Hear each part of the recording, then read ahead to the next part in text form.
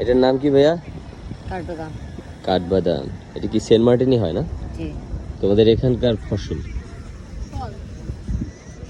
ফসল মানে ফল। এগুলো কি তোমরা কিনে আনো না তোমার নিজের গাছের? কিনে আসি। কত করে কিনো এগুলো পাইকারি? 10 টাকা। 10 টাকায় কিনে 15 টাকা 30 টাকা সেল করো। এটা কিনছো 10 টাকায়, 30 টাকা সেল করলো আমার কাছে, তাই তো? যাক, প্রতিদিন কয়টা করে এটাই করো?